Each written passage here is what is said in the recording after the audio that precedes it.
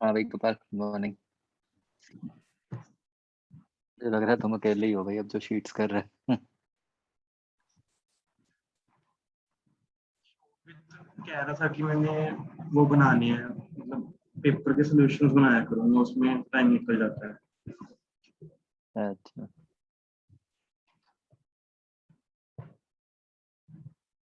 और आपने अब कितने टेस्ट दे दिए? 2019 तक दे दिया, पिछले संडे हाँ वाला नहीं दिया था। 19 में तो अच्छा स्कोर आया था काफी। फिर मतलब मैंने मतलब ऐसे अच्छा, मतलब मैंने देखा था वो जो आपने भेजा था ना समरी, उसके अंदर हम्म। 600 700 ऐसे था। हाँ,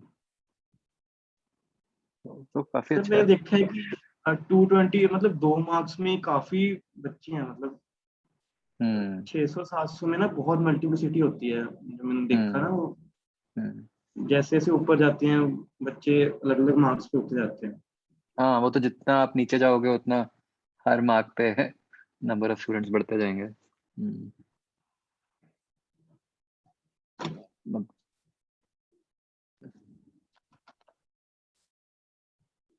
चलो, कौन सी शीट से करें स्टार्ट? शीट 2 पहले करूँगा।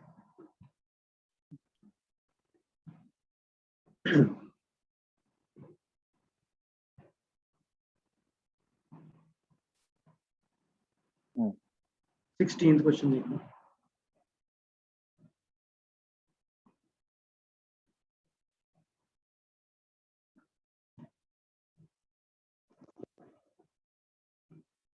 हम्म। इसमें अगर हम कंडीशन लगाते हैं कि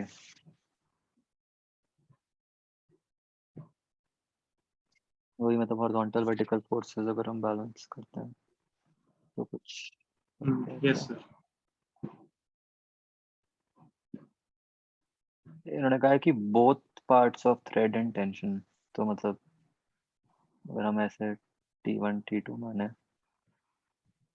तो हमारे पास एक तो आएगी P1 cos theta plus P2 cos alpha is equal to mg।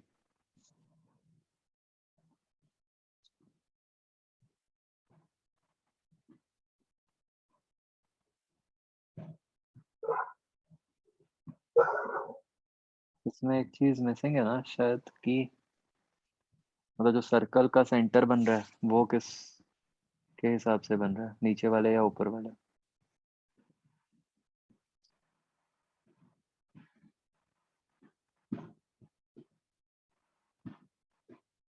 जो रिंग है वो रेस्ट पे नहीं है, सेंटर तो मतलब उसी से जा रहा होगा, किससे? मतलब तीनों वो होंगे, मतलब सेंटर से ही जा रहा होगा, ये जो लाइन है वर्टिकल वाली जो छोटी सी दिखाई है। हम्म। ऐसे? हम्म, इसका कोई यूज है वैसे?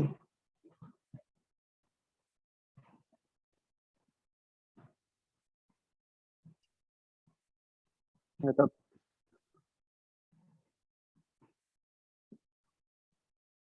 ये जरूरी?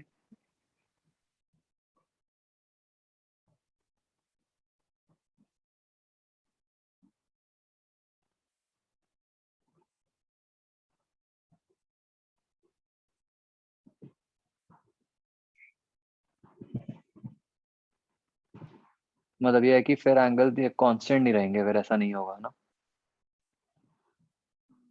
मतलब अगर एक तरफ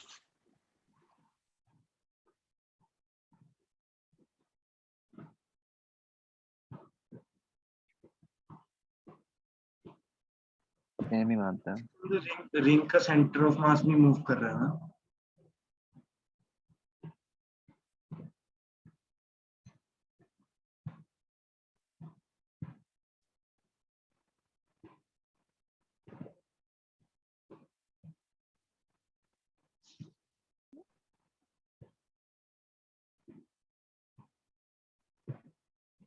क्या कह रहे हो, रिंग का?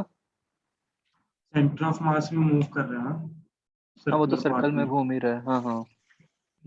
तो ठीक है, मतलब फिर तो दूसरी यही बनेगी बस की, वही T1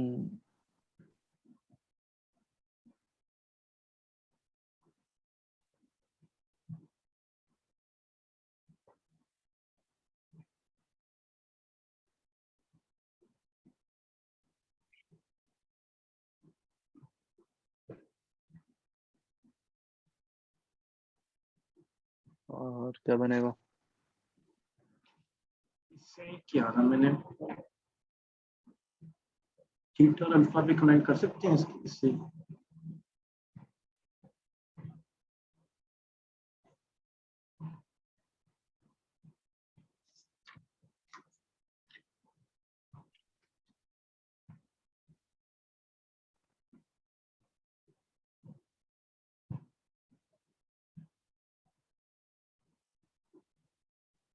सर ये mg वाली गलत नहीं लगाई आपने, fpd मतलब वो T1 cos theta equal to mg plus T2 cos।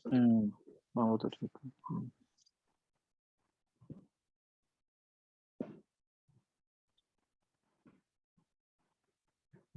शुरू तो इससे होगा, सॉरी।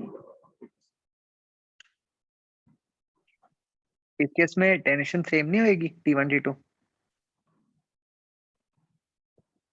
क्यों? क्योंकि सेम थ्रेड है।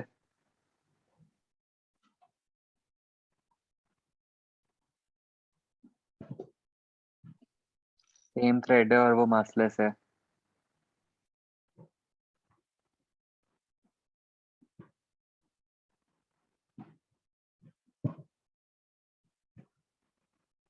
अच्छा फिर आप कह रहे हैं कि सीधे ही कंपेयर हो गया वो ना।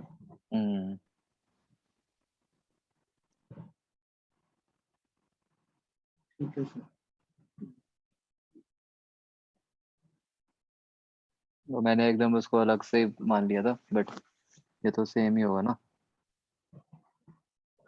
मल्टीपल का मतलब फर्स्ट। टेंशन तो सेम ही होगी ना, अगर वो रिंग ठीक के थ्रू पास कर रहा है, इसीलिए उन्होंने ऐसे इन्फॉर्मेशन दिया। ठीक है सर।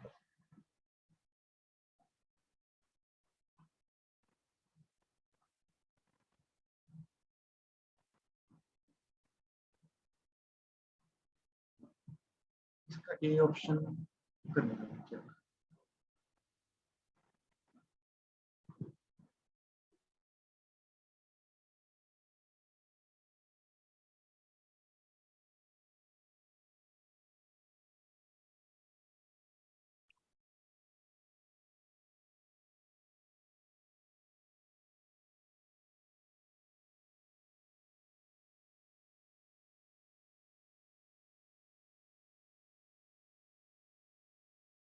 इसमें हमें कहा हुआ है कि जो ये मतलब उसने स्टेडी स्टेट अटेन की हुई है ना,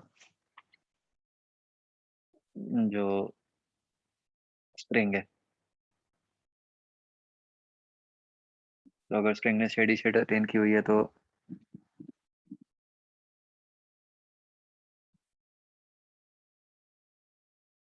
फिर तो ये होना पड़ेगा ना कि मतलब बस वो kx equal to m omega square r हो रहा होगा।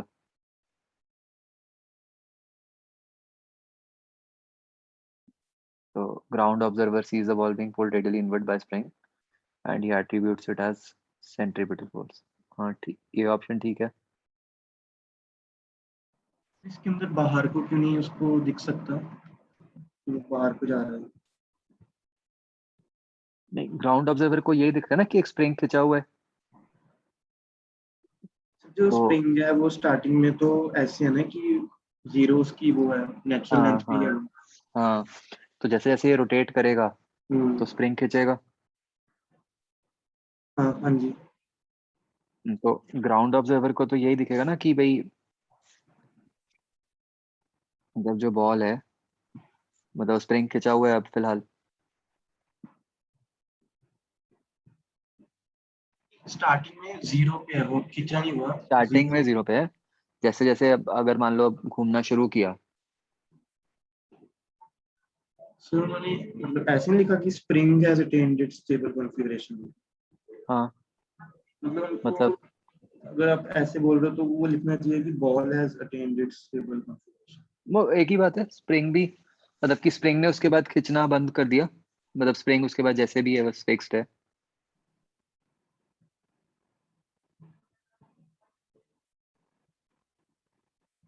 आप मतलब किस तरह सोच रहे हो कि स्प्रिंग स्टेबल का क्या मतलब हुआ? नेचुरल लेंथ में लगा भी, मतलब पहले नेचुरल लेंथ पे था, जब वो घूमना शुरू किया तो वो खींचना शुरू हो गया। हाँ वही, तो हम भी तो यही करें कि मतलब अ, तो ग्राउंड ऑब्जर्वर को बाहर को पुल होता हुआ दिखेगा ना वो बॉल। नहीं नहीं, हम जो आंसर कर रहे हैं फर्क ये पड़ रहा है कि हम किस इंस्टेंट पे आंसर कर रहे हैं। हम जो आंसर कर रहे हैं वो स्टेडी स्टेट पे कर रहे हैं, मतलब अभी खिंच नहीं रहा, वो खिंच चुका है। ओके।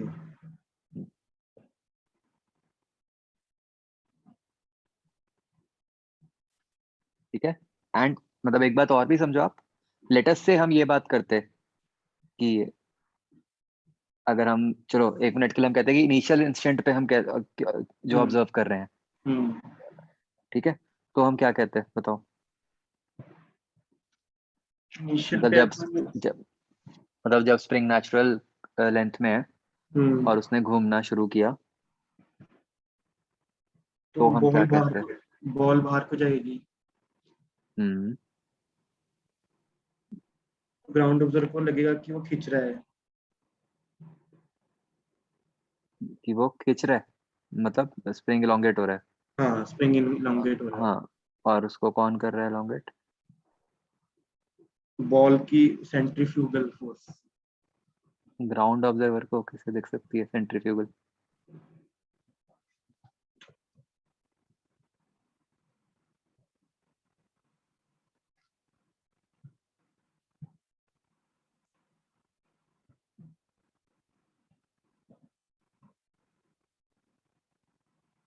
सेंट्रीफ्यूगल तो रिलेटिव में दिखती है ना। मतलब एट्रीब्यूट कर रहा है वो।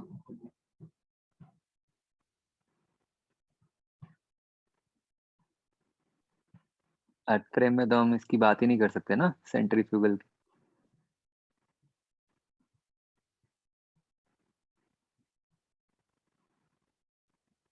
आप ए ऑप्शन कैसे करेक्ट कह रहे हो? ये तो हम कह रहे हैं स्टेडी स्टेट पे, मतलब जब स्प्रिंग खिंच चुका है, क्योंकि क्वेश्चन में लिखा हुआ है ना कि spring has attend it's stable configuration. हाँ जी। उस इंस्टेंट पे तो सीधा आसान है कि बॉल पे हम कह रहे हैं कि बॉल पे स्प्रिंग इनवर्ट फोर्स लगा रहा है और वही सेंट्रीपिटल फोर्स है जो बॉल को घुमा रही है।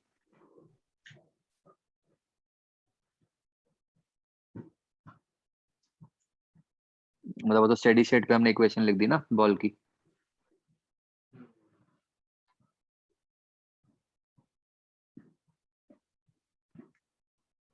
ठीक है। दूसरे क्वेश्चन पे आओ जो मैं पूछ रहा था, अर्थ फ्रेम में हम्म, इनिशियल इंस्टेंट पे क्या होगा?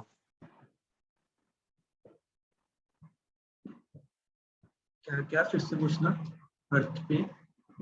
अर्थ फ्रेम में हाँ बिल्कुल इनिशियल इंस्टेंट पे जब स्प्रिंग नेचुरल लेंथ में है, हाँ, तो बाहर को खींचेगा। कौन खींच रहा है उसको बाहर को?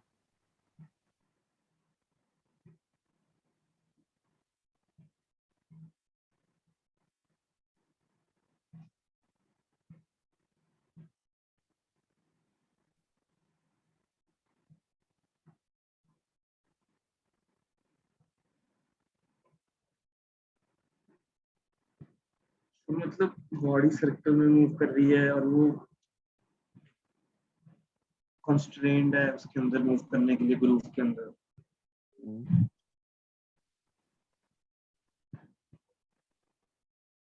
तो this is one of the ना वेरी रेयर क्वेश्चंस जहाँ पे ना अर्थ फ्रेम में मतलब समझ नहीं आता कि क्या हो रहा है। इट्स नॉट कि मतलब कि गलत हो रहा है कुछ, बट अर्थ फ्रेम में विजुलाइज नहीं हो पाता। यही चीज एकदम से आप रिलेटिव फ्रेम में जब करोगे हम्म तो फट से समझ आ गया कि बाहर को एम ओमेगा स्क्वायर आ रहा है और उससे आप निकाल दोगे। रिलेटिव फ्रेम का मतलब जो रोटेटिंग फ्रेम है। रोटेटिंग फ्रेम है, हाँ हाँ। फिर वैसा वैसा कुछ ही होगा जो हमने वही मतलब। चीज ही हो गई, हाँ, जो आईआईटी वाला क्वेश्चन था।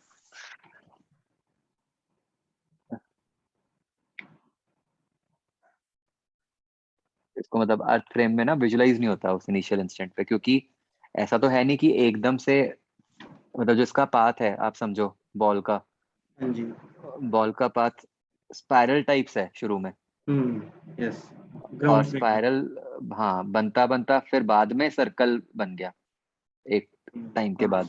जब वो, हाँ ठीक है, बैलेंस हो गई। हाँ हाँ, तो उसके बाद तो इस ड्यूरेशन में अर्थ फ्रेम में इक्वेशंस लिखनी बहुत मुश्किल होती हैं।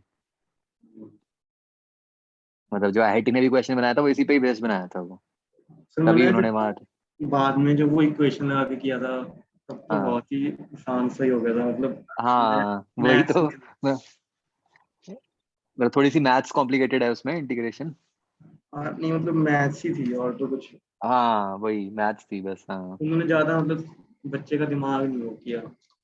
मैं भी बार बार, आपको ख्याल नहीं उस क्वेश्चन में यही कह सर रहा वो था ना ना। असल में मैं लगाने वाला था, पर वो उसके अंदर वो लाइन से मुझे एफ रोटेटिंग, जब आपने बताया कि वो रोटेटिंग फ्रेम में है, हाँ हाँ, तब वो हो गया। ठीक है। इसके अंदर ये सेकंड क्वेश्चन देखना, इसकी एक बारी एफबीडी बनाना बुक की। इसके ऊपर मैंने नॉर्मल पूछना है, कैसे लगेगा। मतलब बुक के ऊपर दो नॉर्मल लगेंगे, एक ऐसे और एक ऐसे। क्रेट वाला, हाँ। हम्म। सर मैं क्रेट वाला जो है वो 90 डिग्री पे नहीं लगेगा बुक के सरफेस के। तो बुक की जो सरफेस है ना, मतलब क्या होगा कि एक्चुअली ये जो कांटेक्ट है, क्रेट की सरफेस ऐसी है और बुक की सरफेस एक कर्व्ड सी सरफेस है, हाँ जी। मतलब उसको आप डिफाइन नहीं कर सकते। तो हम तो ये कहते हैं ना कि नॉर्मल किधर को लगता है, perpendicular to common surface of contact. हम्म तो कॉमन तो यही बनेगी ना, क्रेट पे अगर राइट को लग रहा है तो उस पे वही ऑपोजिट लेफ्ट को ही लगेगा। लगना पड़ेगा, हाँ। तो एक कॉन्ट्राडिक्शन सी आ रही थी, एक मिनट।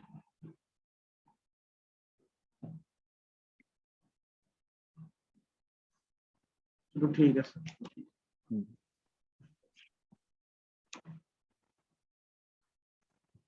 आगे। Okay sir.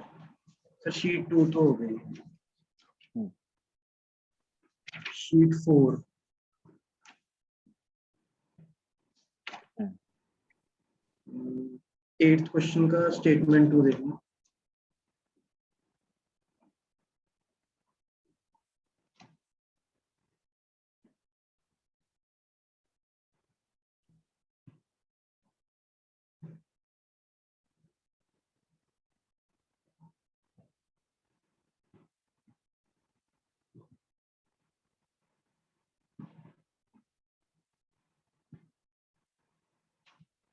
total kinetic energy as seen from ground is half m v L square plus half m v c square। ये मतलब आपने देखा लिख के ये बनती है इतनी।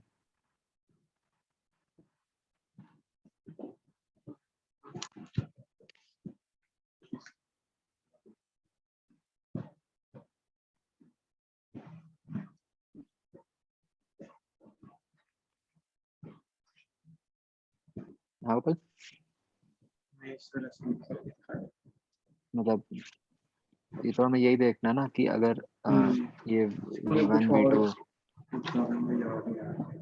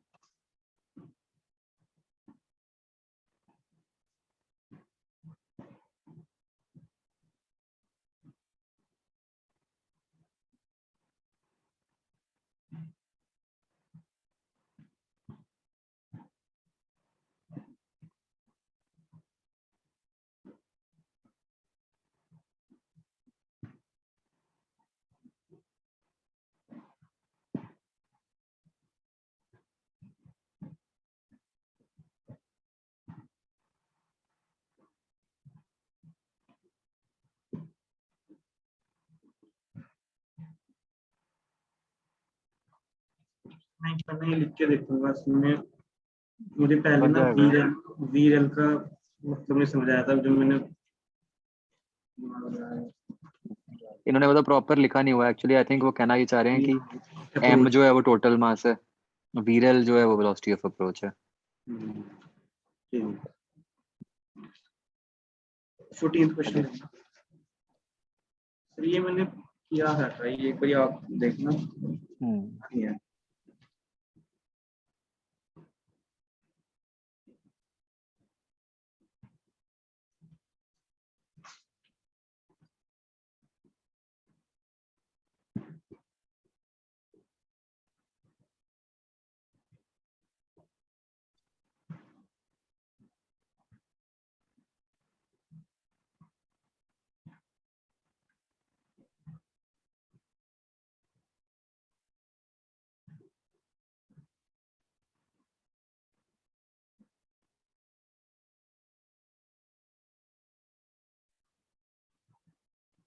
सेम वेलोसिटी लिखा है तो,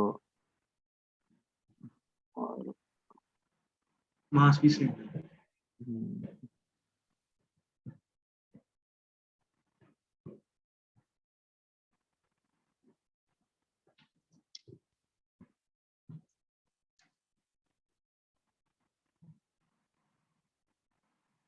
दोनों की वेलोसिटी इस तरह हो गई।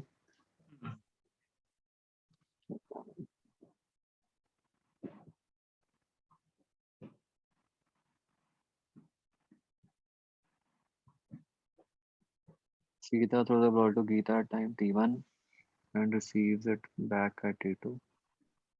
Consider negligible time of flight and throw a ball with equal masses of skaters. The correct speed time graphs are. तो बेसिकली t1 टाइम पे बॉल एक्सचेंज हो गई, ये मतलब हुआ ना? मतलब ऐसे भी कह सकते हैं कि T1 पे गीता को मिल गई, हाँ वही वही एक्सचेंज हो T2 गई, के पास, मतलब क्योंकि कि उसको सीता से चली गई, गीता के पास चली गई। हाँ टाइम ऑफ फ्लाइट किसी को है।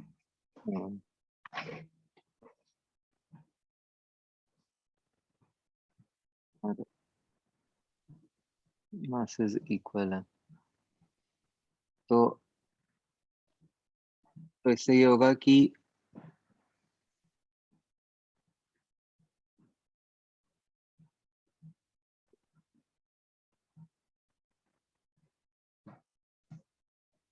तो देखो अगर सीता ने बॉल फेंकी है टुवर्ड्स राइट, तो अगर हम मोमेंटम कंजर्वेशन से सोचें तो गीता और सीता बॉल की का, स्पीड बढ़ जाएगी, सीता की स्पीड पीछे को बढ़ जाएगी ना, बिल्कुल बिल्कुल। तभी मतलब वो आगे को कुछ पार्ट मोमेंटम का आ गया, राइट? तो इसके हिसाब से कौन सी ऑप्शंस एलिमिनेट हो गई? एक मिनट,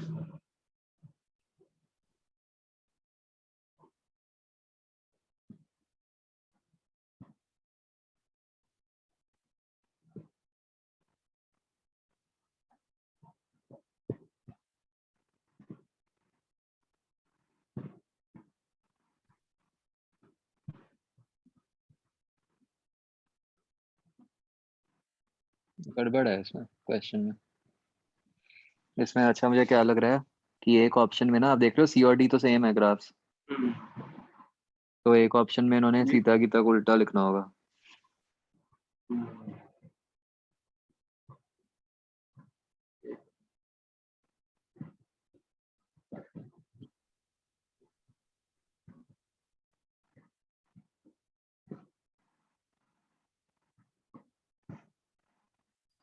तो ये डी वाला ही ग्राफ आ जाएगा।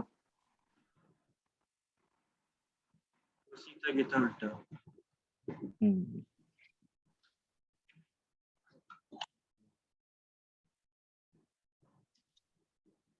आगे पूरे पे लगा रहा था वो, आगे एक मिनट,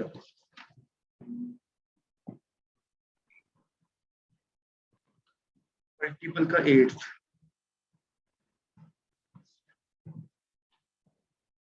सर ये इसका डी जो ऑप्शन है, centre of mass and centre of gravity, ये सेम नहीं होता? नो, ऑल सिचुएशंस में सेम नहीं होता ना, स्मॉल बॉडीज के लिए सेम होता है।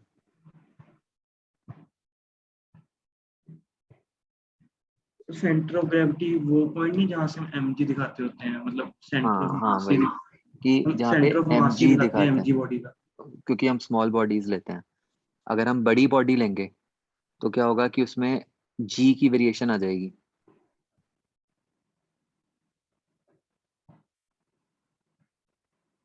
अच्छा, मतलब इसीलिए दो अलग टर्म्स होती हैं, एक सेंटर ऑफ मास होता है, एक सेंटर ऑफ ग्रेविटी होता है। तो सेंटर ऑफ ग्रेविटी का मतलब होता है ऐसा पॉइंट जिसपे इफेक्टिव ग्रेविटेशनल फोर्स लगती है। हम नॉर्मली उसको सेम दिखा देते हैं क्योंकि हम स्मॉल बॉडीज मानते हैं। अगर हम बड़ी बॉडीज मानेंगे तो सेंटर ऑफ मास और सेंटर ऑफ ग्रेविटी अलग अलग आ जाएंगे। सेंटर ऑफ ग्रेविटी को फाइंड करने के लिए हम टोटल फोर्स को उसकी इक्वल कर देंगे। हाँ, मतलब टोटल सेंटर ऑफ ग्रेविटी निकालने के लिए क्या करेंगे हम, टोटल अगर हम निकालना हो सेंटर ऑफ ग्रेविटी को, सेंटर ऑफ ग्रेविटी निकालने के लिए आप इस तरह से लगा दोगे ना, summation F I by I total बस फोर्स। हाँ, समेशन एफ आई। अब हुआ क्या कि एफ वेरिएबल हो जाएगा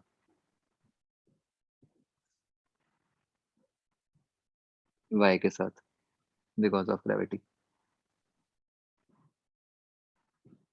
एक मिनट,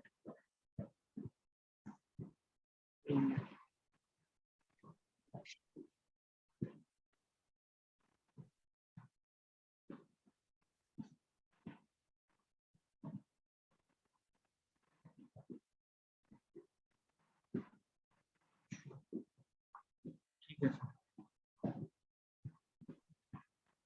आगे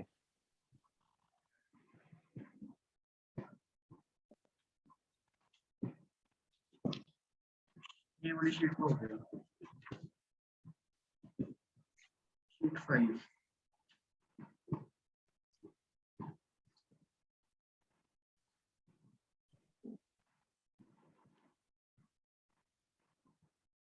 सेवंथ क्वेश्चन भैया।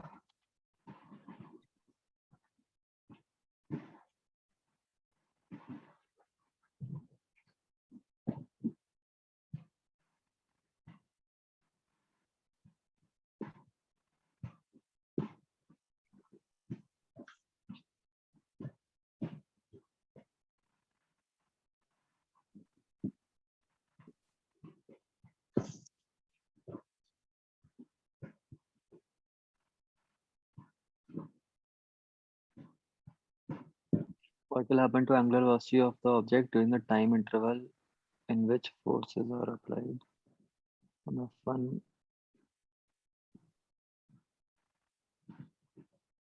the figure में F1 F2 का मैं पर इंटरवल। ये वाला है। तो मेरा आंसर ना m1 और m2 के साइन पे मतलब डिपेंड कर रहा था, m1 m2।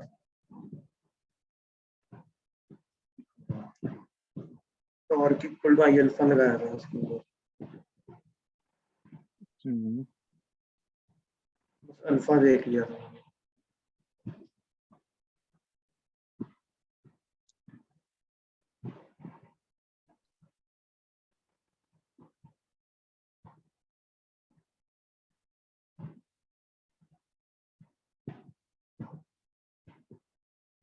ऐसा है, फोर्सेस हमें बता दें कि कैसे लग रही हैं। F1 फोर्स जो है वो 0 से लेके H2 F0 तक गई और फिर खत्म हो गई। F2 फोर्स जो है वो कांस्टेंट है। हाँ जी। अच्छा, तो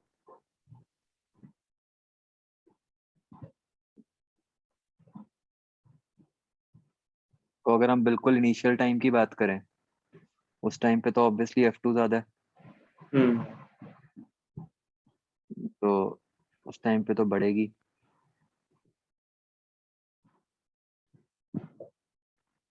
एंगुलर वेलोसिटी और फिर जब दूसरी फोर्स बड़ी हो गई, जब F1 बड़ी हो गई जितनी ड्यूरेशन के लिए, उतनी देर के लिए कम होएगी और बाद में फिर बढ़ेगी। तो D बनना चाहिए मेरे अकॉर्डिंग।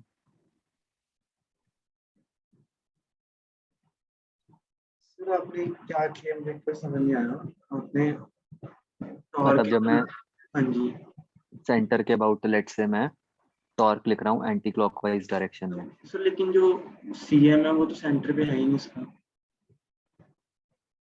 नहीं, मैं तो हिंज पॉइंट के अबाउट लिख रहा हूँ। जब हिंज पॉइंट है फिर तो मैं वो यूज कर ही सकता हूँ ना, torque about P is equal to I about P into alpha.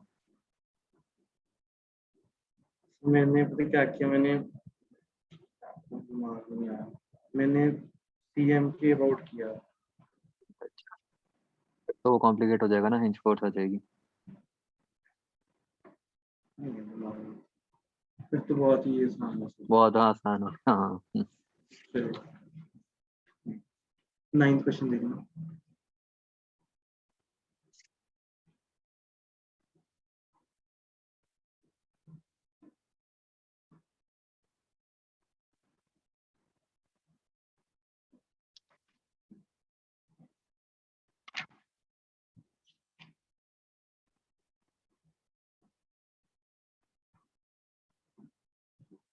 तो हम मतलब ये मानेंगे कि बेसिकली यहाँ पे तो वो इक्विलिब्रियम में नहीं है बिल्कुल। ना, तो बस क्वेश्चन तो बस ये है कि मतलब कितना नीचे हम ले जाएं जहाँ पे वो इक्विलिब्रियम में आ जाए। सर इक्विलिब्रियम पे क्यों, मतलब ऐसे? इक्विलिब्रियम मतलब कि जहाँ पे वो स्टेबल हो जाए, जहाँ पे वो रोटेट कर पाए।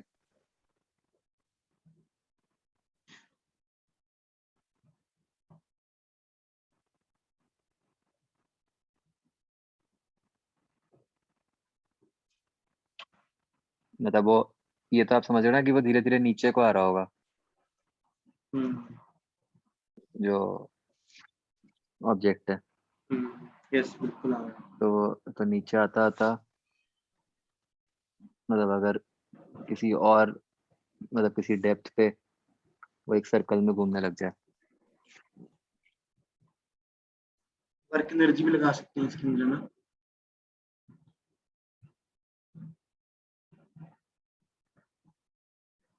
अगर हमने वेलोसिटी जब निकाल लेंगे वो वाले रेडियस पे। एक तो वर्क एनर्जी लग जाएगी, और दूसरा दो इक्वेशंस की जरूरत पड़ेगी ना। वर्टिकल में वो कर देंगे 0 एक्सेलरेशन।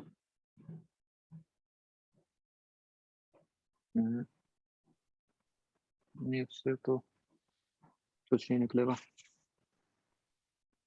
और हॉरिजॉन्टल में नेट को mv स्क्वायर पर आके इक्वल कर देंगे। वो तो बाद में,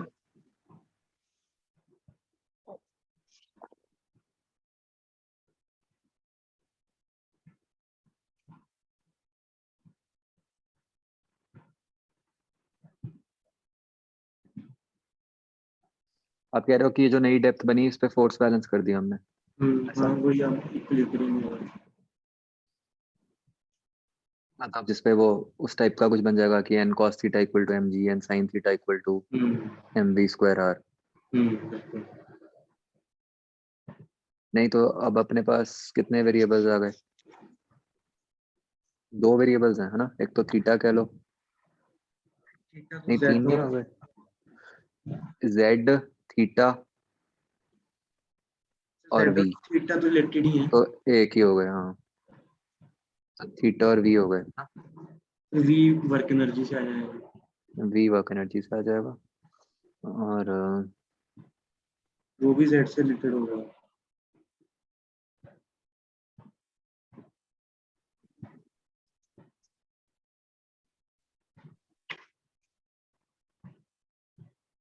ऐसा कुछ ही किया होगा। बट वैसे क्वेश्चन में उन्होंने ये लिखा है कि मैक्सिमम डेप्थ। मैं जब आपने वो बोला ना इक्विलिब्रियम में पहले वही सोच रहा था कि मैक्सिमम डेप्थ क्या मतलब है।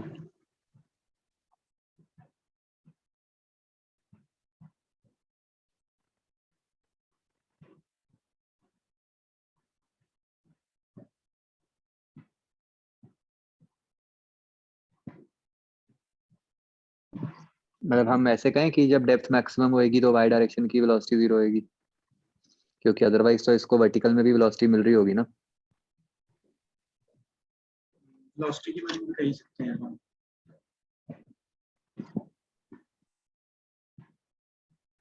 समझ गए कि मतलब वाई डायरेक्शन की वेलोसिटी जो है वो अटेन कर रहा होगा वैसे तो, जब जब नीचे आ रहा है।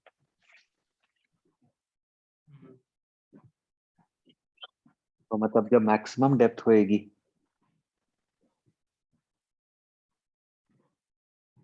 उस इंस्टेंट पे हम ये कह सकते हैं कि y की वेलोसिटी तो पक्का 0 हो गई होगी। तो कुछ ऐसा पाथ बन रहा होगा ना इसका, अगर यहाँ से शुरू किया तो।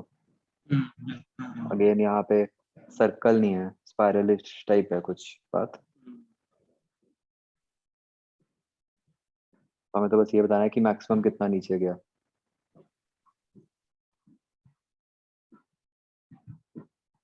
तो मतलब बेसिकली उससे ये हो गया कि आपको ये पता चल गया कि वो जब भी मैक्सिमम डेप्थ पे है उस इंस्टेंट पे जो उसकी स्पीड होएगी वो हॉरिजॉन्टल होएगी, वर्टिकल तो नहीं होगी कुछ भी, है ना। वैसे ही हाँ, जैसे हमने अभी माना था। हाँ तो बट अब प्रॉब्लम ये हो गई कि हम फोर्स नहीं बैलेंस कर सकते फिर। वही एक्सेलरेशन क्या पता उसके पास हो, तभी ऊपर हाँ चला जाएगा ना दोबारा। हाँ हाँ। तो सोचो दूसरी कंडीशन हम क्या लगा सकते होंगे। Yes sir.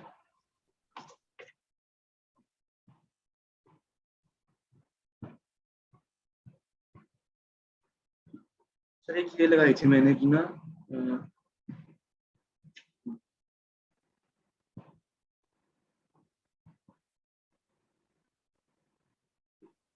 पहले नॉर्मल को 0 कर रहा था मैं, ऐसा लगा भी हो गया पाथ ही छोड़ निकल ना जाए वहां से।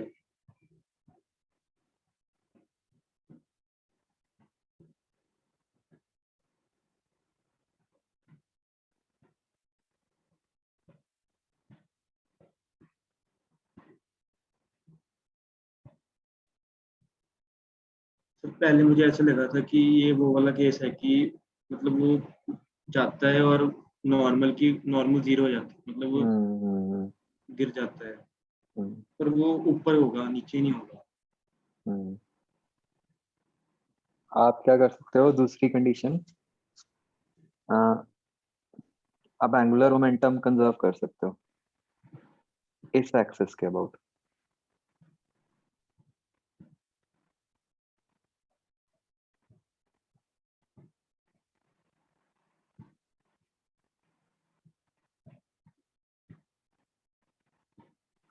नॉर्मल भी तो लग रहा है। नॉर्मल तो सेंटर से पास करेगा ना।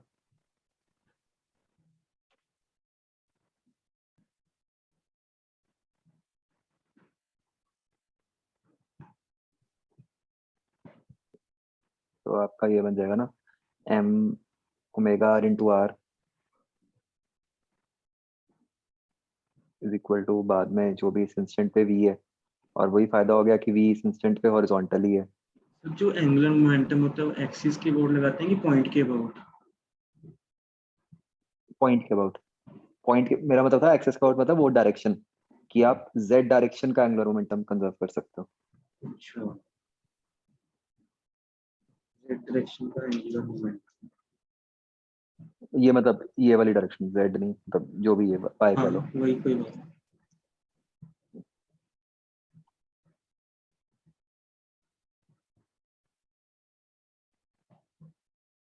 इस डायरेक्शन में एंगुलर मोमेंटम के कंपोनेंट को तो सिर्फ हॉरिजॉन्टल वेलोसिटी से मतलब है ना।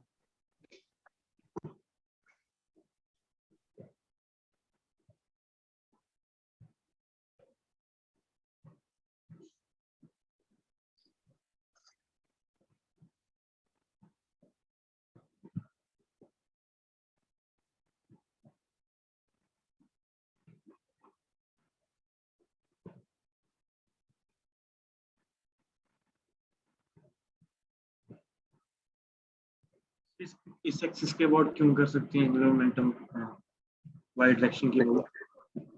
क्योंकि देखो क्या हुआ देखो मतलब मैंने कैसे सोचा कि सेंटर के अबाउट कंडीशन तो कोई चाहिए ही थी, कुछ ना कुछ रोटेशन का है, तो एंगुलर मोमेंटम सेंटर के अबाउट आया माइंड में। अब सेंटर के अबाउट अगर एंगुलर मोमेंटम आप सोचते हो फिर एमजी आया था।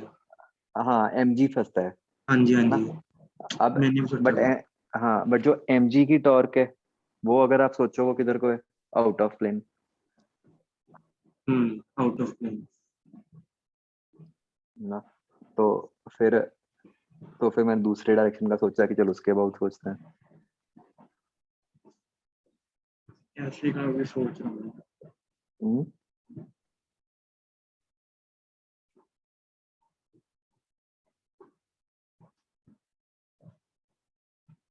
क्योंकि उससे भी कुछ लग रहा था कि हाँ वेलोसिटी हॉरिजॉन्टली हुई है, कि कहीं ना कहीं उसको यूज किया जाए। क्यों कंजर्व्ड है? नेट टॉर्क जीरो है जैसे आप बोल रहे हो। वाई डायरेक्शन में नेट टॉर्क जीरो है ना। अगर हम सोचें कि जो सेंटर है, सेंटर के अबाउट जो पार्टिकल पे टॉर्क एक्ट कर रही है वो किस डायरेक्शन में कर रही है, आउट ऑफ प्लेन कर रही है। एक मिनट और हाँ, हाँ, है ना। तो इनटू द प्लेन। हाँ मतलब डिपेंडिंग अपॉन कि कहाँ पे ले रहे हो आप पार्टिकल।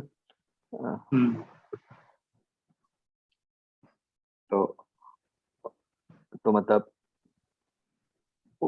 जो वेक्टर है वो हॉरिजॉन्टली रोटेट कर रहा है ना, जो टॉर्क का आएगा। तो अगर हम उस डायरेक्शन को तो फिर छोड़ ही दें, उसमें तो नहीं कर सकते। और और उसको सोचने की जरूरत भी नहीं है क्योंकि mg का जो चेंज था वो तो एनीवेज एनर्जी से आ ही गया हमारे पास, mg का जो भी इफेक्ट था। तो फिर अब हॉरिजॉन्टल डायरेक्शन का सोचते हैं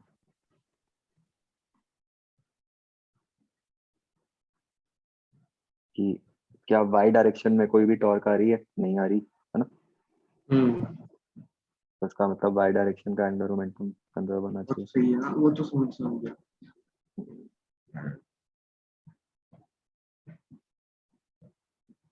तो अच्छा क्वेश्चन है ये, मतलब बहुत रेयर होता है ना कि किसी एक डायरेक्शन का एंगुलर मोमेंटम कंजर्व करें हम, अदरवाइज तो टोटली होता है जनरली।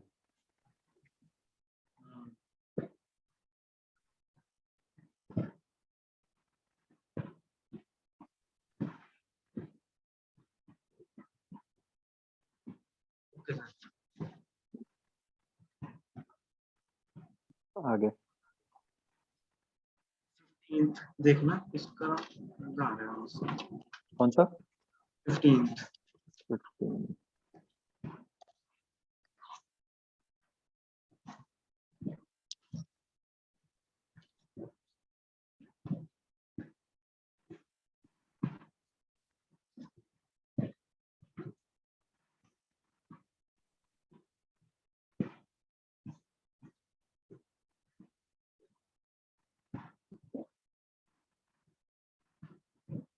इसमें हमें ये कहा है कि ट्रेन तो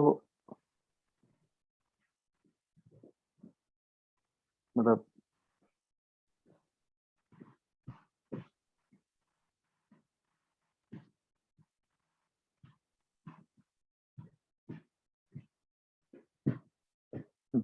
ये बॉल है, तो ये जो सरफेस है वो तो 10 मीटर्स पर सेकंड स्क्वायर से राइट को जा रही है। हाँ जी, उसका और जो बॉल रोल कर रही है वो along the width of train कर रही है, मतलब वो प्लेन लग गया इधर उसका।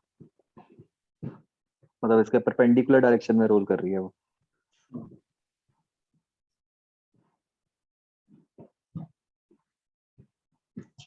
सर मैंने उसी डायरेक्शन में ले लिया। हाँ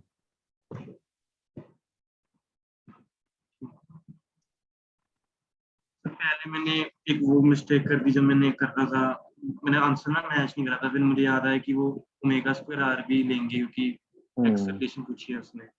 बिल्कुल। फिर बाद में फिर भी नहीं किया तो 18th क्वेश्चन देखना।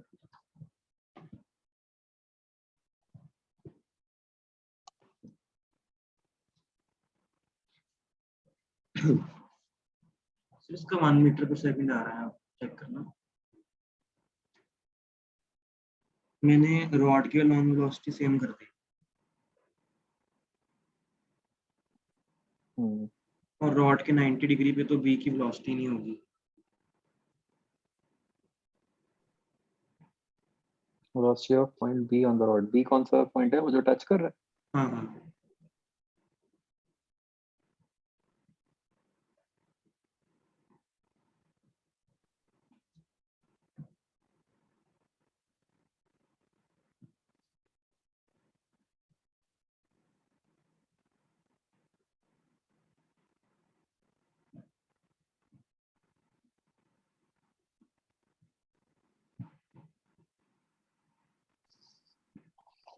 आप क्या कह रहे हो, आपने क्या किया?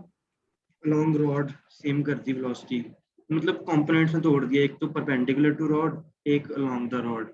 अलोंग द रॉड वाली तो सिंपल आ जाएगी, उसको 2 cos 60 करके, बना गई। और जो परपेंडिकुलर टू रॉड है वो 0 होगी, क्योंकि मतलब ओमेगा इस डायरेक्शन में है, तो वो मतलब उसके अंदर नहीं जाएगी ना, मतलब 1 मीटर पर सेकंड आ रही थी।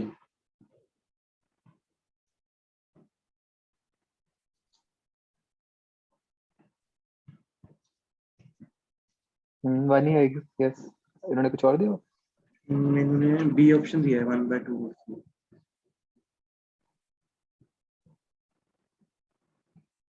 नहीं वन आई। ठीक है, मल्टीपल का 6th।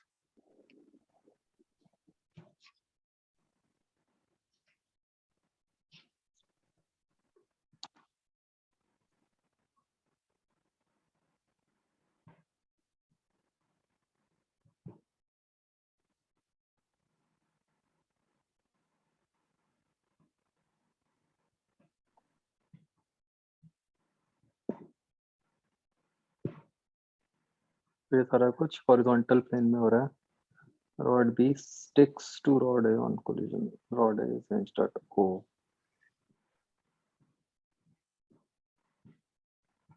बेसिकली दो रॉड्स हो गई।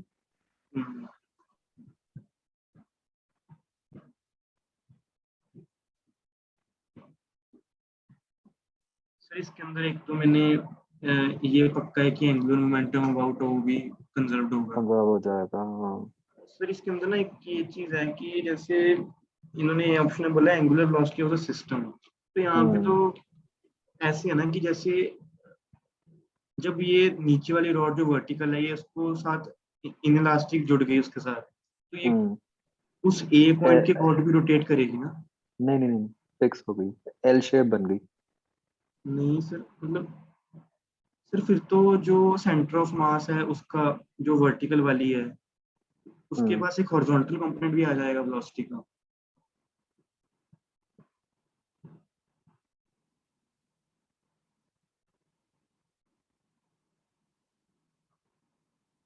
कब, मतलब बाद में कह रहे हो? नहीं, अभी अभी स्टार्टिंग में ही आ जाएगा।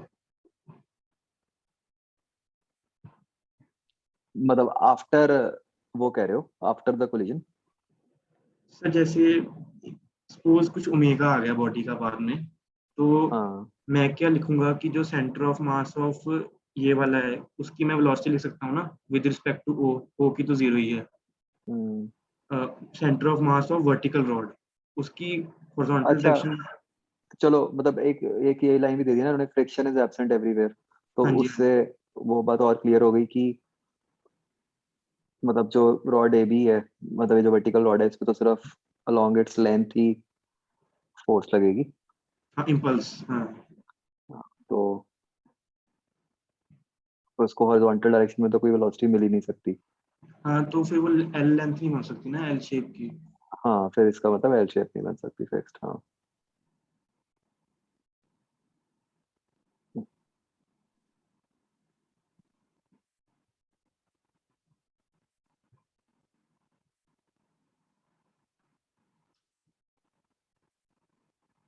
तो फिर आप क्या कह रहे थे, क्या किया? सर मैं ये कह रहा हूँ कि वो एंड भी फ्री है, मतलब वहां पे सिर्फ हाँ, समझ उसके गया मैं अबाउट भी घूम रहा है।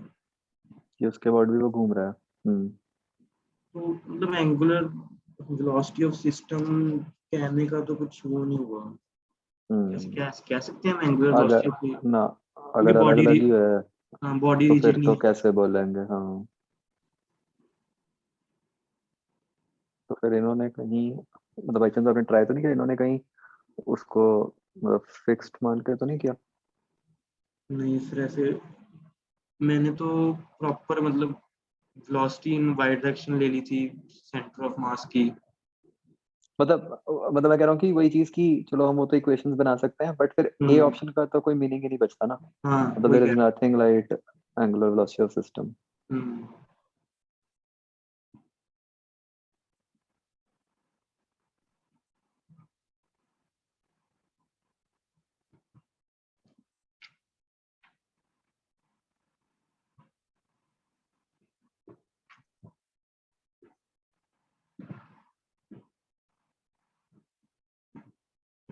नहीं बनता, नहीं, सेंस नहीं बनती। और क्या उससे, मतलब चलो ए ऑप्शन को मान लो हम इग्नोर ही कर दें, तो जो बिल्कुल बाकी ऑप्शंस हैं, क्या मैच कोई नहीं बनती करती है? थी, नहीं मैच नहीं करती थी। अगर ट्राई अच्छा,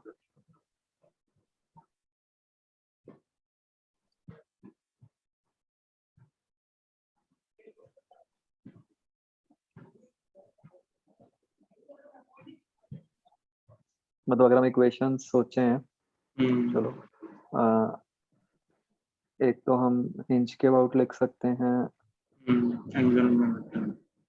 M V naught L is equal to,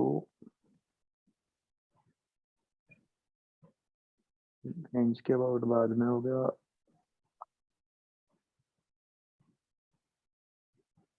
M L square by 3 omega. ये ओमेगा सिर्फ उस रॉड का माना है ना हॉरिजॉन्टल का।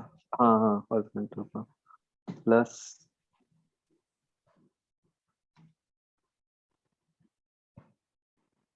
अब अगर हम ये माने कि ये जो रॉड है, इसके ऊपर कोई ऐसे इम्पल्स आई होगी हम्म। जिससे कि बाद में इसके सेंटर की वेलोसिटी कुछ v बन गई। हाँ जी। ऐसा सोचने वाली बात ये भी है कि फिर उस हिसाब से तो फिर इस रॉड को कोई ओमेगा मिला ही नहीं, इस रॉड के सेंटर के अबाउट तो कोई इम्पल्सिव टॉर्क ही नहीं आई ना।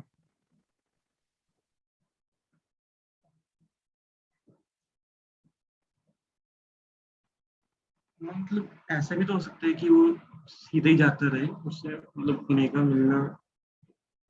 हाँ, कोई दिक्कत नहीं, मतलब मैं कह रहा हूँ हाँ। कि अब हाँ जी। इस इंस्टेंट पे तो नहीं आया। हाँ, हाँ जी। प्लस ओ के about M M V L. M V L, बस यही आएगा, मतलब आईसीएम तो आया ही नहीं कुछ, है ना। हाँ। तो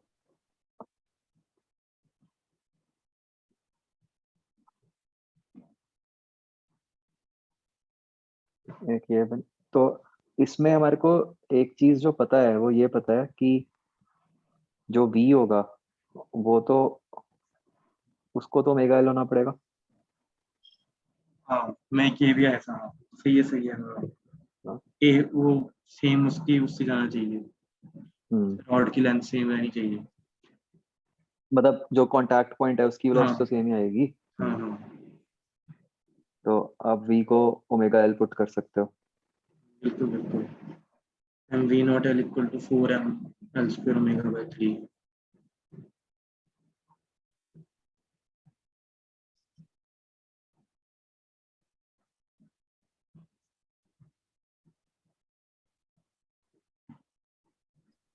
ये बन गया।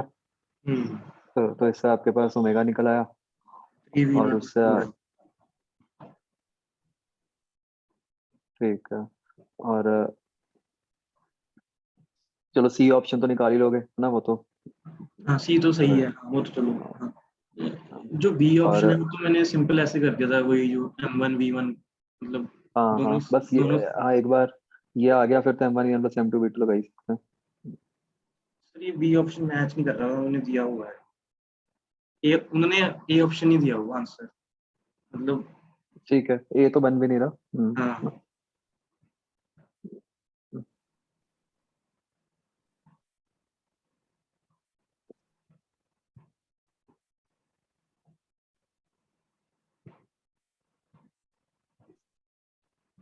ठीक है, मतलब भी मुझे लग रहा है इन्होंने कुछ ना कुछ गलती की होगी एल शेप की, जो मेरे को फीलिंग है। मतलब वो तो ये जो हमने किया तो बिल्कुल ठीक है। इससे इससे क्या बनता है सेंटर ऑफ मास का? सेंटर ऑफ मास का, हाँ अभी एक minute, M omega L plus M V by 2,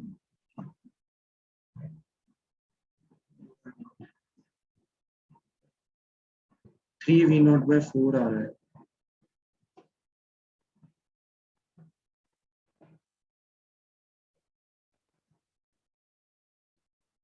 ये बनेगा ना M omega L plus M omega L by 2 upon 2m।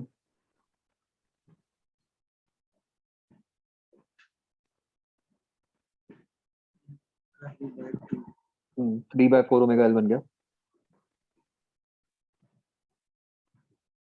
हाँ 3/4 में है।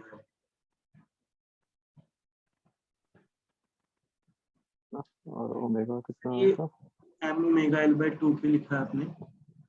जो ये हॉरिजॉन्टल रॉड है उसके सेंटर की वेलोसिटी ओमेगा एल बाय 2। अच्छा सॉरी सॉरी सॉरी, ठीक है ठीक है।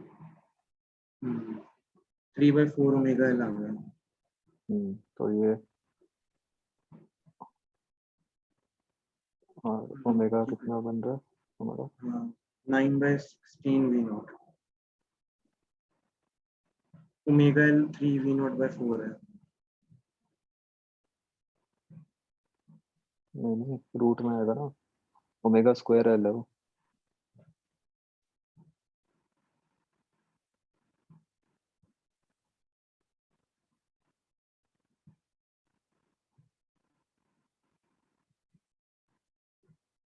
ये क्या कुछ गलत लिख दिया था मैंने? ओमेगा स्क्वायर एल है। M V naught L is equal to omega L. Omega L square है।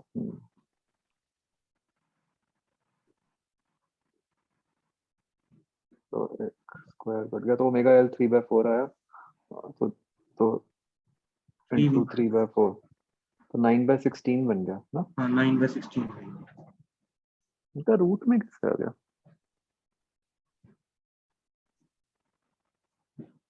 चलो फिर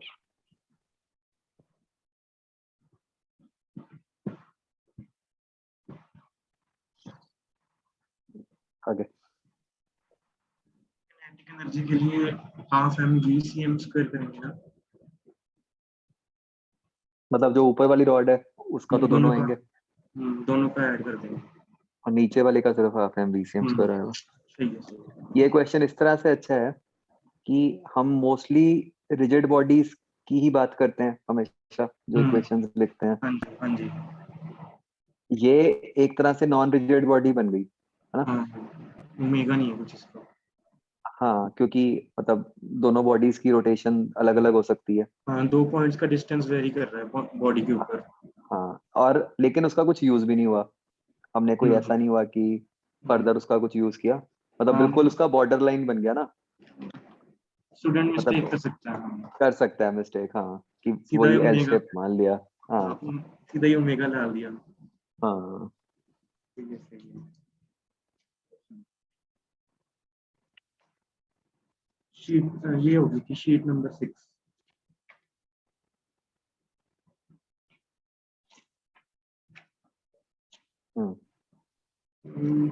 कॉम्प्रिहेंशन 1।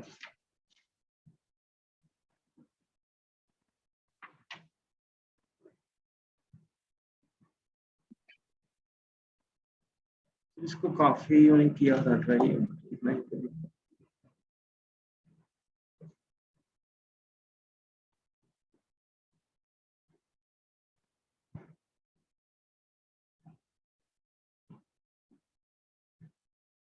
देखिए ये चीज पूछनी है कि जब वो एल लेंथ पे भी कोलाइड नहीं किया तो स्प्रिंग को क्या हो रहा होगा, वो वैसे ही रहेगा कि अभी जब तक वैसे। फ्री फॉल में है तब तक तो स्प्रिंग को कुछ नहीं होगा। बिल्कुल हाँ।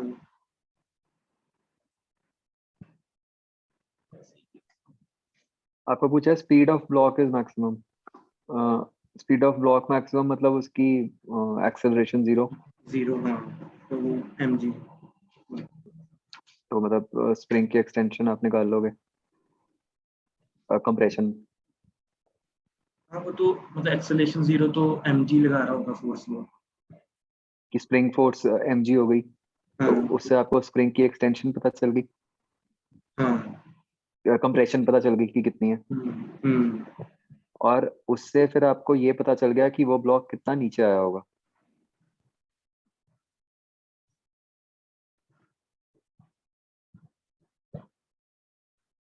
अगर हमें स्प्रिंग की कंप्रेशन पता है हम्म। तो हम उससे ये बता सकते हैं ना कि स्प्रिंग की वो ब्लॉक कितना नीचे आया होगा। मतलब ऐसे सोचो कि अगर स्प्रिंग में कंप्रेशन मान लो 2L आ गई, लेट से, हम्म। तो दैट मीन्स कि ये जो ब्लॉक है वो, एक तो L तो सीधा नीचे आ गया, और कंप्रेशन। फिर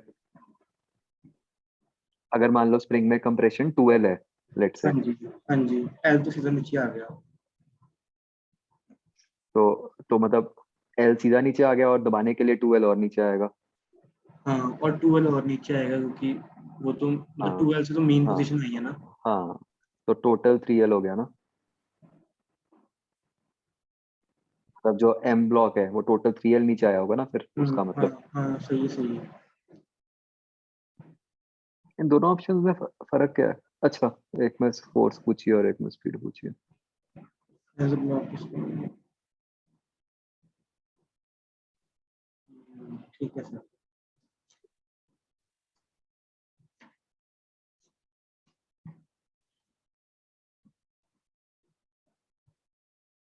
सर, इसके अंदर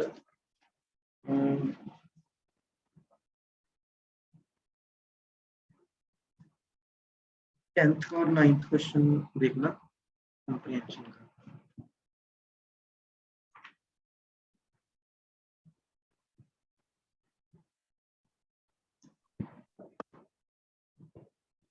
टेंथ और नाइन्थ। हाँ जी।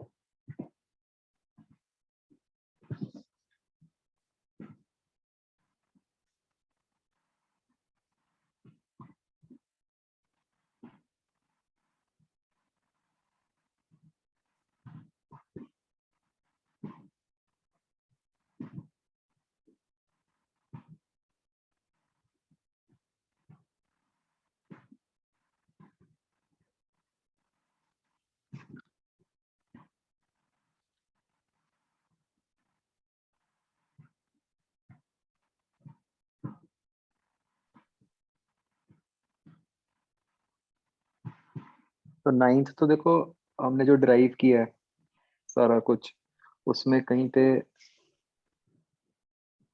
कहीं मतलब फ्रिक्शन तो आई ही नहीं। हम तो लोएस्ट बाउंड के अबाउट ही टॉर्क बैलेंस कर रहे हैं। उसके बाद तुमने assume किया ना कि जो सबसे लोएस्ट पॉइंट है वो वहीं पर है। उसका वहीं पे होना भी डिपेंड करेगा ना कि वो फ्रिक्शन कैसी है, अगर मैं सेंटर ऑफ मास के अबाउट टॉर्क देखूं तो। नहीं नहीं, एक्चुअली क्या है कि ये जो है, ये टॉय होता ही ऐसा है ना कि मतलब ये तो सिर्फ उसके अबाउट ऑसिलेट करता है।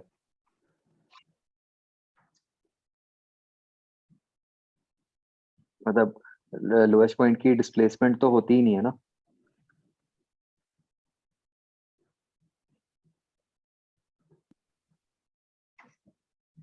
हम्म,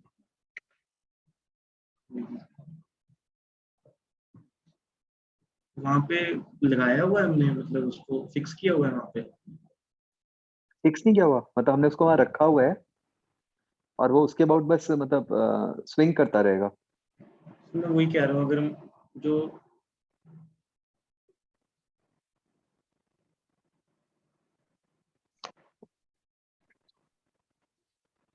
हम्म। फ्रिक्शन वैसे हो भी सकती है, उससे कुछ वो नहीं है ना।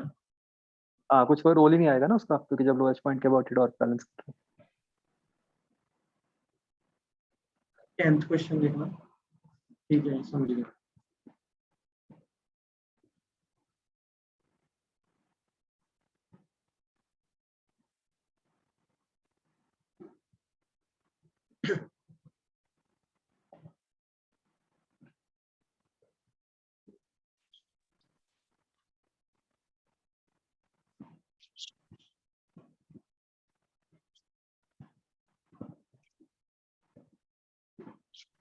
टेंथ में ये जो लिखा है वायबल, ए और सी दोनों ही गलत लग रहे हैं मुझे। मतलब इसमें कंडीशन क्या लगाई? सर एक तो कंडीशन ये है, मैं और भी बताऊंगा, मतलब एक कंडीशन तो यही है कि जो एक ट्रायंगल होता है उसके अंदर sum of two sides greater than third side होनी चाहिए। हम्म, ए और सी में तो ऐसा इक्वल आ रहा है, मतलब उस स्ट्रेट लाइन में है इसका मतलब। अच्छा ठीक है। हम्म, बाकी यही था शायद, ए और सी दोनों ही तो भी मुझे गलत लग रहे थे, मतलब ये नहीं, जो ये कंडीशन लिखी हुई है, कौन सी। ये जो लिखा है कि weights must hang below the pivot,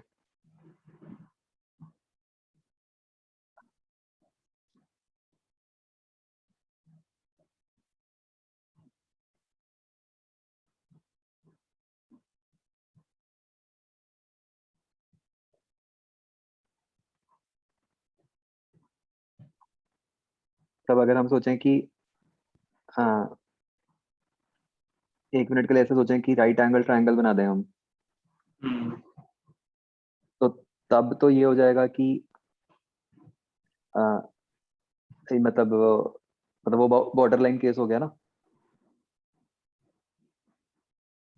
अगर मैं L square equal to small H square plus capital H square कर दूं, हम्म, वो बॉर्डर लाइन केस हो गया।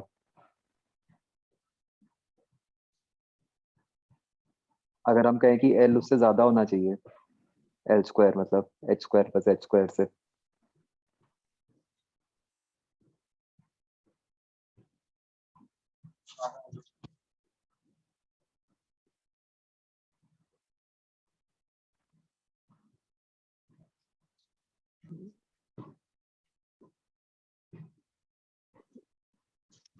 उससे बनती है कंडीशन।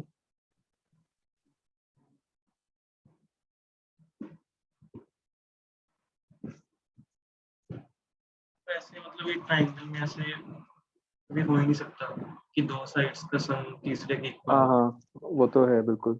अगर ये है तो वो एक ही केस होता है कि वो तीनों के तीनों एक ही लाइन में है, मतलब ट्रायंगल नहीं, एक लाइन है। वो तो मैं समझ गया। आप कौन से वाले पार्ट की बात कर रहे थे वैसे? जैसे सी पार्ट है 3 4 7। ए कॉमा सी दोनों।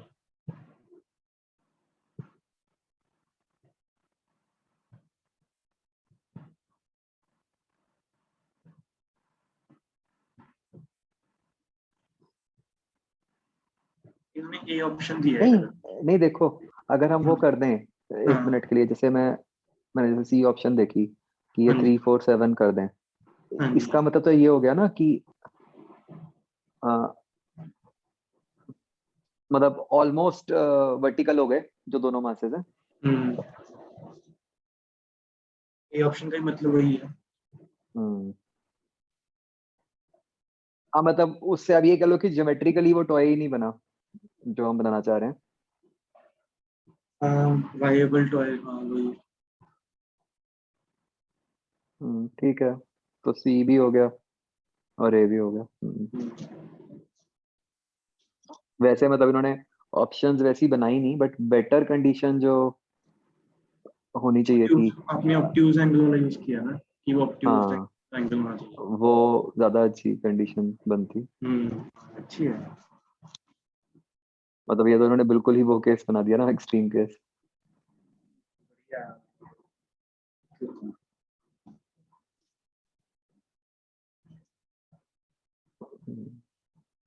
बढ़िया। आगे। कंप्रिहेंशन 4 का फर्स्ट 12th क्वेश्चन देखना।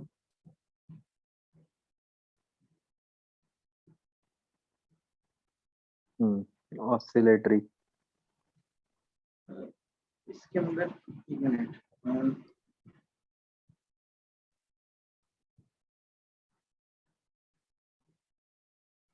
मैंने ना x नॉट इक्वल टू 2 पे निकाल ली इसकी पोटेंशियल एनर्जी, मैकेनिकल एनर्जी।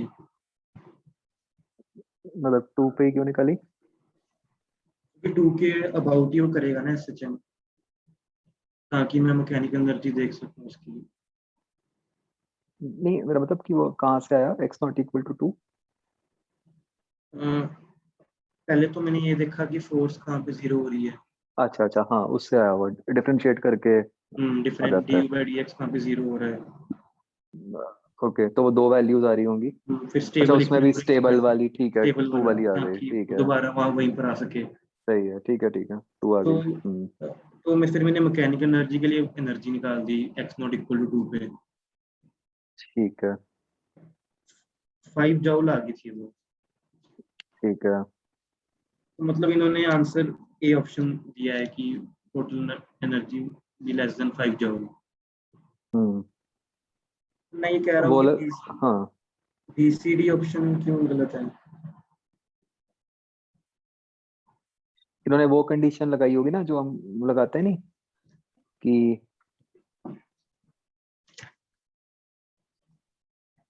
जो हम कहते हैं वो u plus k equal to m, तो m minus k u। greater than equal to 0। हाँ, तो m ग्रेटर देन u आना चाहिए।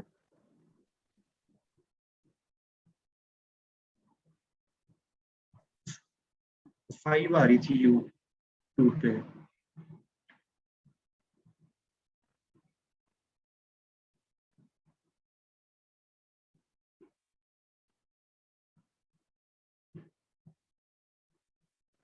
What is the range of total mechanical energy for which its motion can be oscillatory about a point? Yeah.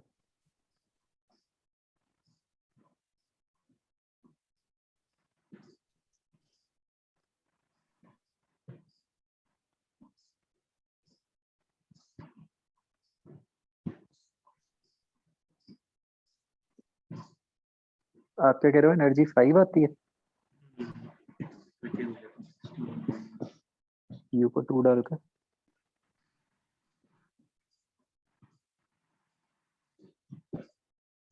Four आती है, sorry 4 आती है।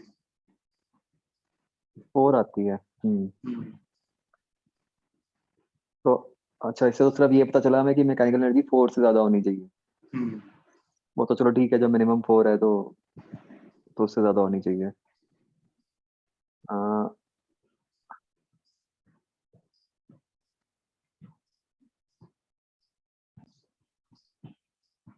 अच्छा, इस पे ना वो कंडीशन लगेगी, पर हम क्या कहेंगे कि जैसे मान लो ऐसे ग्राफ है कुछ, ठीक है, हमने यहाँ पे एनर्जी निकाली कि ये 4 है।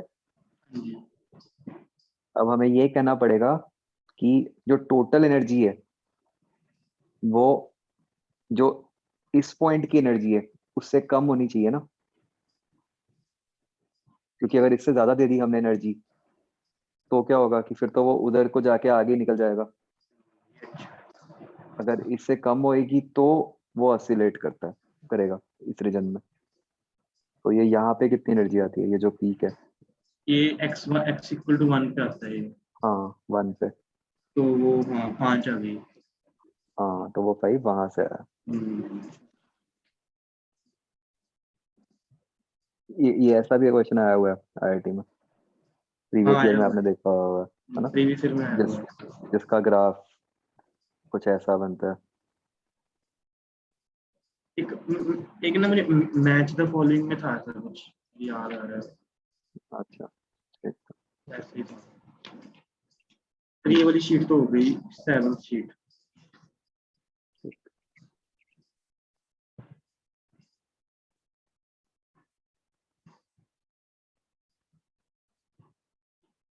11th क्वेश्चन देखना।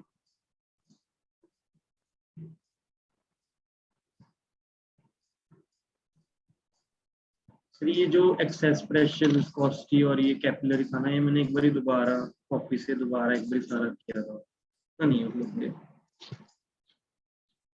थोड़ा सा ऐसे लगा कि कम आता है।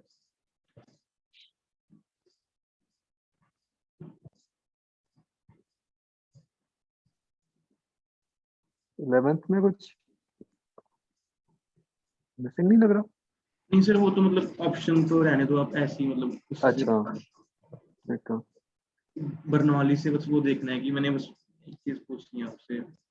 ठीक है। टॉप स्पिन दिया, तो लिखा है कि रोटेटरी मोशन इज इन, ठीक है, मतलब ओमेगा और वी हाँ सेम। वी और ओमेगा ऐसे हाँ हैं, हाँ हाँ तो जी, ऊपर वाले पॉइंट की स्पीड जो है वो वी प्लस ओमेगा, अगार हो गई, नीचे वाले की वी कम माइनस हो गई। मतलब डिफरेंस में। हम्म तो ऊपर वाले की स्पीड ज्यादा है, नीचे वाले की कम है, तो मतलब ऊपर जो रोटेशन प्रेशर होगा। वो कम है, हाँ नीचे ज्यादा है तो ऊपर को लगेगी ड्रिफ्ट।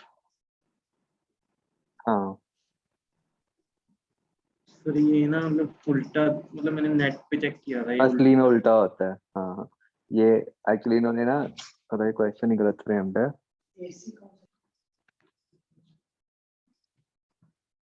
सर म्यूट हो गया।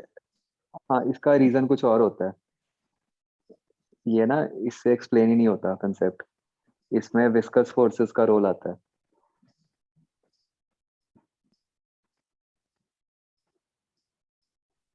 लेकिन तो मैं नेट पे देखा था वो बर्नौली लगाई हुई थी। ना, ये बर्नौली से एक्सप्लेन ही नहीं होता, बर्नौली से उल्टा आएगा, जैसे हम देख रहे हैं अभी आ भी रहा है। हाँ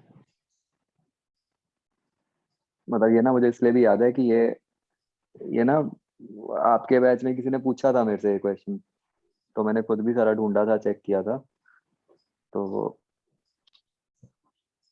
ये मतलब फर्स्ट मतलब इससे नहीं, बर्नौली से नहीं एक्सप्लेन हो पाता, इसमें विस्कस फोर्सेस का रोल आएगा।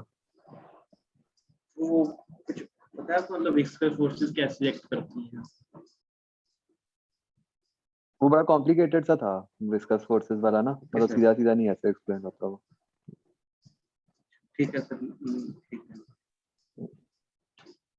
सर। ये जो 14th क्वेश्चन है ना सर, ये जो पता नहीं मतलब गड़बड़ हो रही है, जैसे ये मॉडर्न फिजिक्स में भी था जो वो एम्बर लगा रही थी भी, क्रॉस सेक्शन का एरिया दिया है। नहीं वो इनफैक्ट मतलब मैंने हाँ चेक भी किया था, मतलब उसमें तो कुछ है ही नहीं इशू, वो तो ये देखो, ये सिंपल ऐसे ही तो है। मतलब क्या होगा कि जिस एरिया पे वो रेडिएशन डल रही है ना, हम्म जिस और जो इंटेंसिटी वाला एरिया है वो अलग अलग है। आप ये फिगर देखो, ठीक है, इस फिगर में जो रेडिएशन डल रही है वो किस एरिया पे डल रही है, ए डैश पे डल रही है ए डैश हाँ जी। है ना। तो मतलब जब हम प्रेशर निकालेंगे तो उसको फोर्स तो बाई हम ए ए डैश, डैश करेंगे। हाँ हाँ ए अपॉन ए डैश, परपेंडिकुलर एरिया। हाँ, और जब हम ये वाली जो बीम है, जब हम इसकी इंटेंसिटी की बात करेंगे, तब जो एरिया इन्वॉल्व होएगा वो परपेंडिकुलर वाला ए होगा। इंटेंसिटी में, हाँ इंटेंसिटी में तो वही होगा। हाँ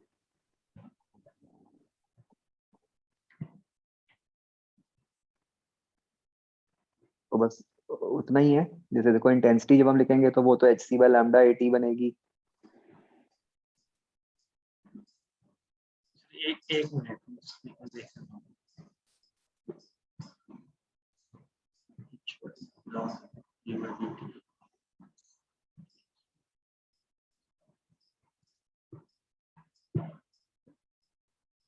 सर आपने नंबर ऑफ मॉलिक्यूल्स नहीं कंसीडर किए इसके अंदर, वो भी तो चेंज हो जाएंगे जब वो परपेंडिकुलर डल रही है वर्सेस। हाँ तो मैंने तो जो परपेंडिकुलर एरिया के करस्पॉन्डिंग आएंगे उन्हीं को ही कवर किया ना, उन्हीं को इंक्लूड किया।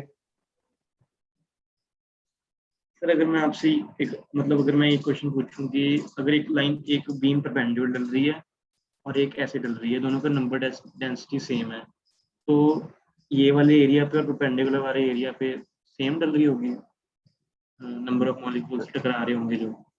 देखो हम कह रहे हैं कि एक केस में एक बीम ऐसे डली है एक एरिया पे, हाँ जी।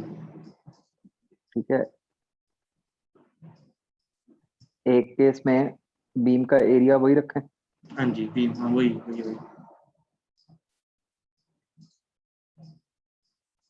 तो yes number of molecule same टकराएंगे, लेकिन एरिया ज्यादा यूज हुआ ना बेस का। एरिया ज्यादा यूज हुआ।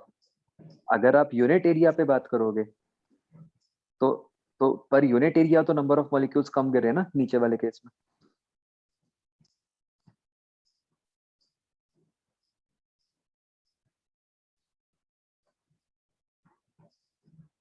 पर यूनिट एरिया चेंज कर रहे हैं।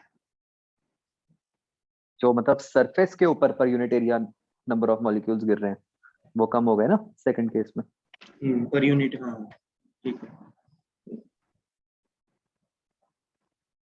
ठीक है। एक बार ये करता हूँ। फिर वो वाला भी मैं एक बारी मैंने देखा नहीं है वो। आपने वो भेजा था ना केटीजी वाला, एक बार फिर से मैं देख के ठीक बताऊंगा है। पक्का। फिर एक वो वाला भी रहता है जो ना, आपने एक बार याद है आपको, आपने कैपेसिटर में पूछा था कि एक कैपेसिटर का बच्चे ने, आपको अगर याद हो कि वो प्रूफ दिया था पर वो गलत आया था।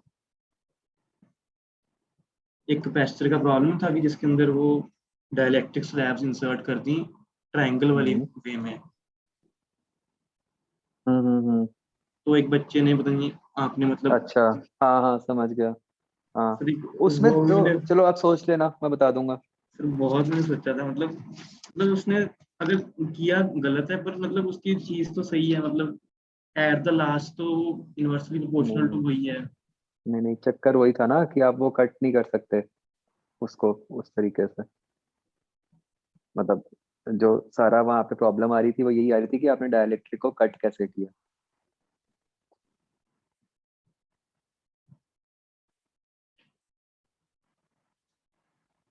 तो मतलब अगर कहोगे तो भेज दूंगा मैंने ना उसको भेजी थी एक्सप्लेनेशन पूरी ठीक है सर, बना के। मुझे ये भेज हाँ देना। हाँ। 19th क्वेश्चन देखना, इसका आंसर लगा आ रहा है आंसर, चेक चेक ही कर लूँ उसमें।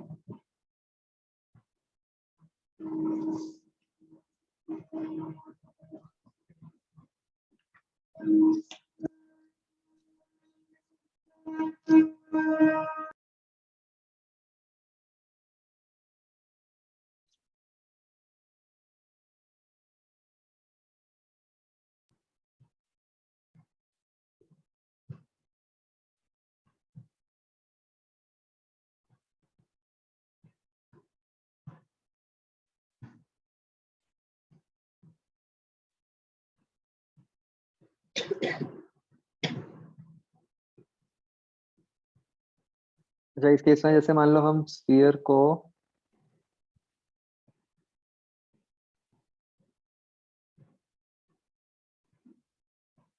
मान लो थोड़ा सा मतलब नीचे डिप करते हैं तो एक्स्ट्रा क्या कितनी आ जाती है बॉइंट फोर्स। एक्स्ट्रा मैं ये बता देता हूँ, दो मान लो इक्वेशन हम लिखी। हाँ जी। मतलब जैसे मान लो हमने स्प्रिंग को एक्स से दबाया। स्प्रिंग, एक हाँ मिनट गोपाल।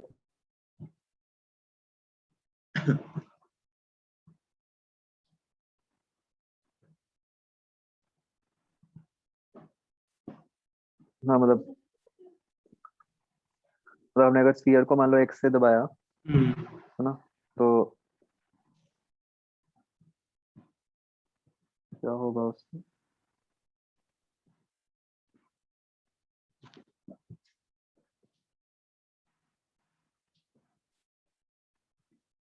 स्फीयर के ऊपर तो सेम ही रहेगी, सिर्फ चेंज जो इसमें है उसका। बॉइंट फोर्स में चेंज आ गया, मतलब बॉइंट फोर्स बढ़ गई।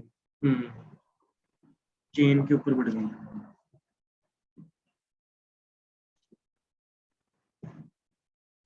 स्फीयर के ऊपर बढ़ गई।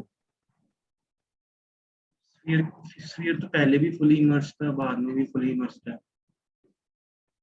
नहीं नहीं यही तो क्वेश्चन होगा ना। चेन भी है मतलब नीचे। हाँ। मतलब आई थिंक सेंस तभी बनेगी अगर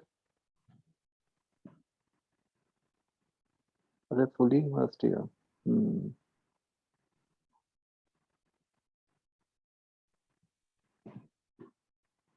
फिर तो कुछ चेंज ही नहीं आएगा। नहीं सर, चेन की लेंथ चेंज होगी ना, उसके ऊपर पॉइंट फोर्स चेंज हो जाएगी चेन के ऊपर। हाँ वो चेंज होएगी बस, कि अगर मान लो मैं स्फीयर को कुछ भी एक्स से ऊपर नीचे करूंगा तो तो, चेन, हाँ हाँ तो चेन का जो मास है, हाँ जी, मतलब जो हमारे सिस्टम में चेंज आया वो एक तो चेन का जो mg है उसका फर्क आया, हम्म, और जो चेन का बॉइंट फोर्स है वो चेंज हो गई। हाँ जी, हाँ, बिल्कुल। तो जिसमें कि वो 7 के फैक्टर का फर्क आएगा। बिल्कुल बिल्कुल। तो अगर अब हम सोचें कि ये जो हमारा सिस्टम बन गया, हाँ जी, इस पे नेट एक्स्ट्रा फोर्स कितनी आ गई? आपने ऊपर को किया कि नीचे को डिस्प्लेस? ऊपर को। ऊपर को तो डाउन डायरेक्शन में लैम्डा डी एक्स जी नीचे को हो गया। हम्म, और एक वो और बॉइंट एक, भी आ गई। हाँ पॉइंट भी आ गई, वो बताता हूँ आपको।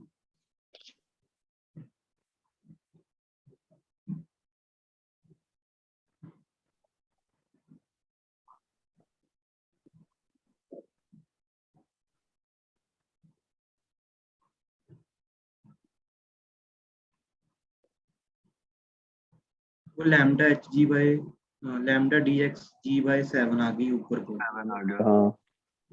तो मतलब वो 6/7 का बन गया फैक्टर। हाँ 6/7 मेरा भी सेम, हाँ जी। हम्म, 6 लैम्डा डी एक्स बाई जी, तो ओमेगा आ गया रूट ऑफ वो जो साथ में है उसके 6 लैम्डा जी बाई 7 है। नहीं नहीं, आ, आ, जो मास है आपका, जो वो मतलब लेफ्ट हैंड साइड पे स्फीयर, लिखोगे, स्फीयर का आएगा। नहीं उसमें भी तो उसका आएगा ना, मतलब आपका सिस्टम है पूरा सॉरी, ठीक है सर, स्फीयर प्लस चेन। मैंने सिर्फ स्फीयर का लिया। ठीक है सर। तो बस उस कारण से गलती हो रही होगी। 22 देखना। 22। हाँ जी। हम्म,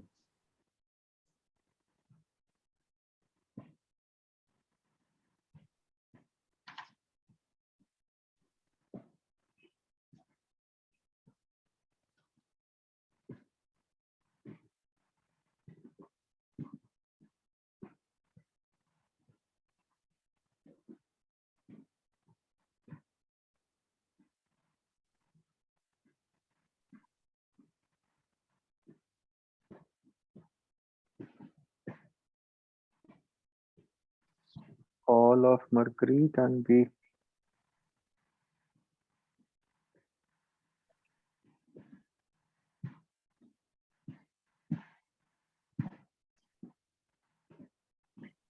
displaced।